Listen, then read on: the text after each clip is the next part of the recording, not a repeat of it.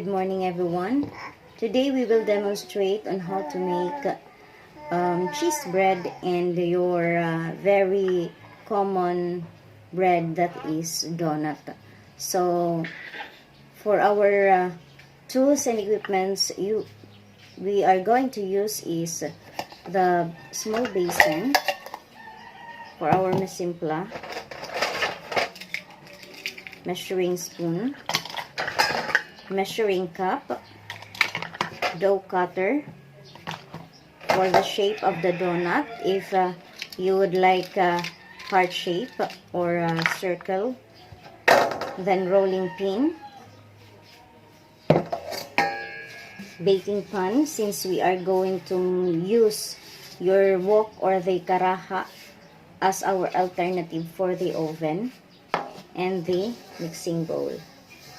So now I will introduce to you the basic ingredients for our dough. So we have the first class flour or the bread flour, white sugar, the salt, oil for our shortening, lukewarm water, and our yeast. So we will start measuring our basic ingredients. So we will measure 3 cups of flour,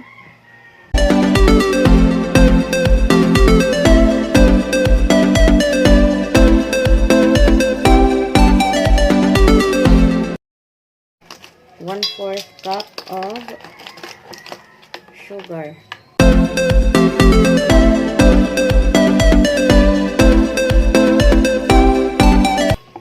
I already measured the 1/4 cup of oil,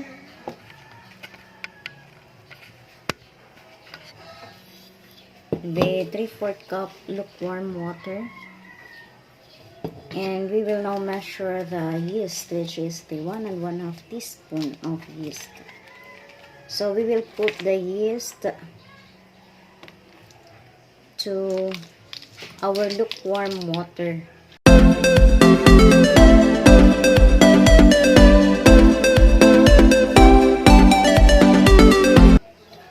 So we will just wait until the yeast or the bubble formation appeared. For the meantime, we will mix the dry ingredients.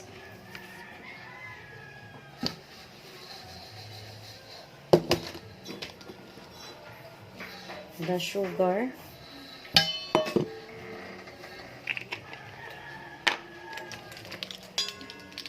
one-4 teaspoon of salt,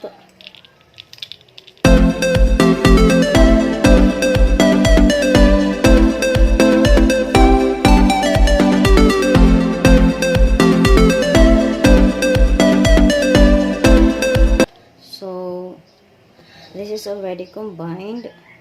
We will now add the oil,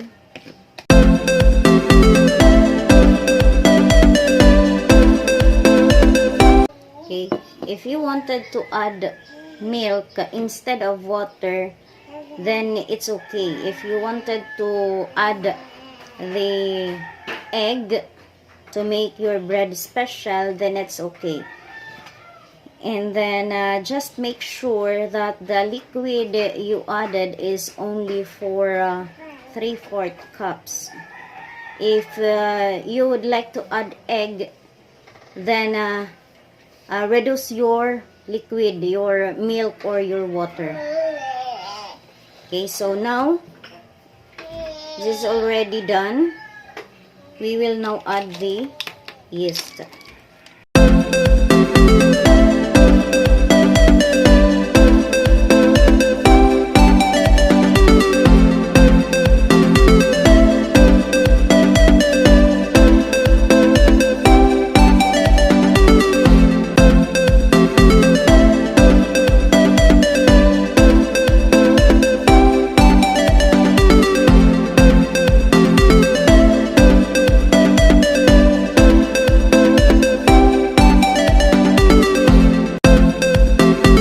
So as you can observe, the all ingredients is well incorporated.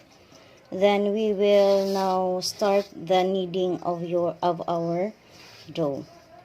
So we'll just put on the working table the extra flour for dusting.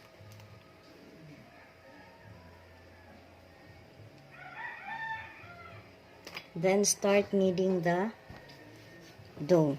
As I said, we will use the heel of our hands to knead our dough.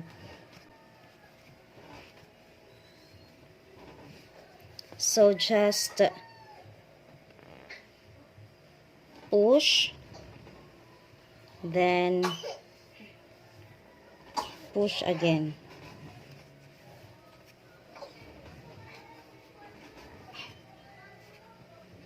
So do not use your fingers, in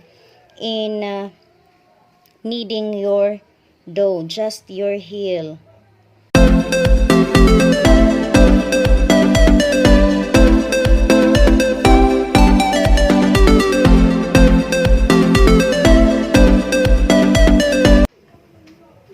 Dough is already done. We will let this rest for 1 hour. Cover with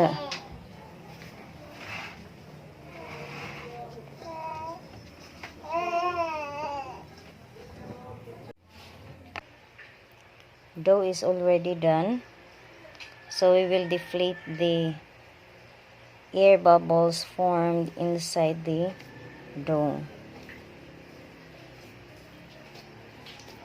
Then we will knead this again.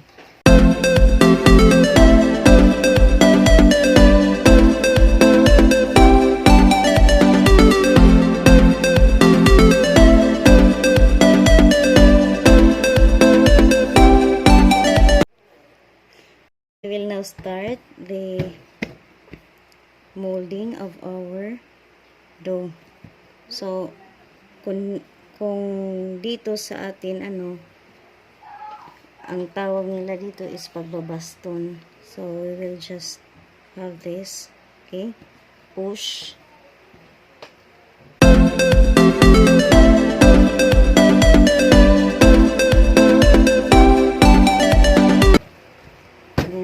We will cut this to the desired grams. So we will measure this 50 grams.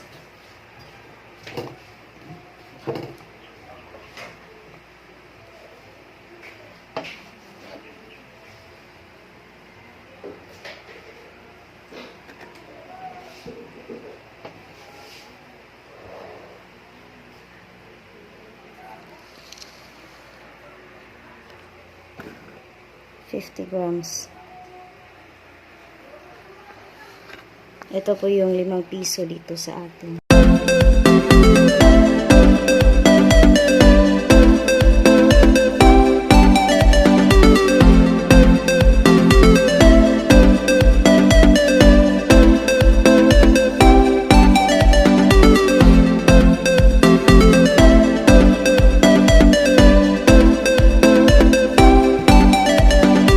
Kung pandesal lang, okay na to. After cutting, i-dip nyo lang sa breadcrumbs, then proofing na agad. Pero ito, lalagyan natin siya ng filling, so we still need to flatten the dough first.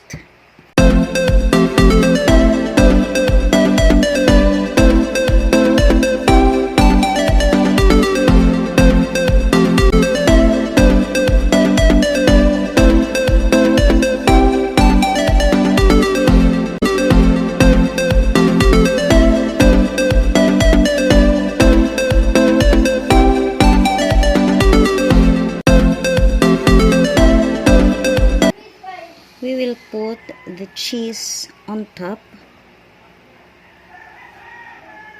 then roll.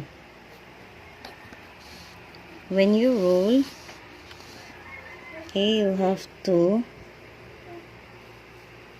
push.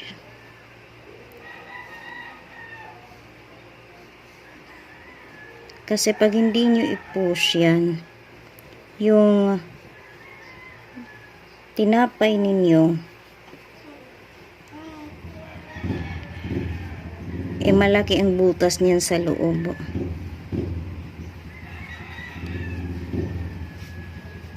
So, this is now your cheese bread. Okay?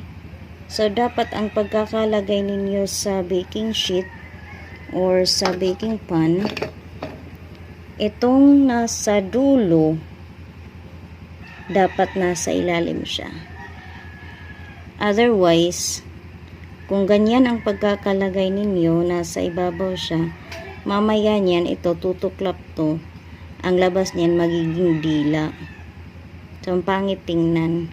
Kaya kailangan itong nasa dulo, nasa ilalim siya. Okay?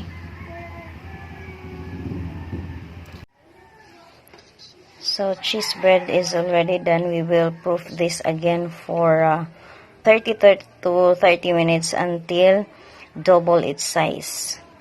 So, we will just set aside this. Do not disturb the proofing. So, our bread is ready to cook, to bake. We will preheat now our wok or our karaha. So, we will start now the preheating of our oven. Our karaha. Just make sure that you have a cover of your karaha.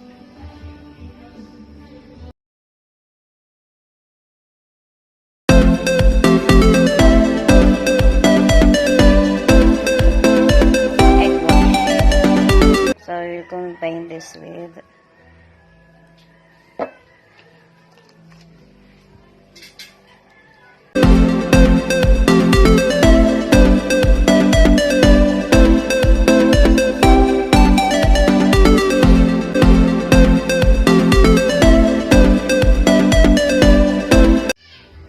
so this is the karaha or the improvised oven. So we will put on top the bread. Okay, and we will cook this. We will cover this and cook for 15 to 20 minutes. We will now check the cheese bread. This is smells so yummy. Nangangamoy na siya. And ta-da! This is now our final output. And this is already done. If you wanted to make it brown pa sa ibabaw, say, so you can extend the time. So this is already done. We will remove this from fire na. So this is now our cheese bread without oven. Let's check if it is soft or not. Wow. So this is our cheese bread. Very soft.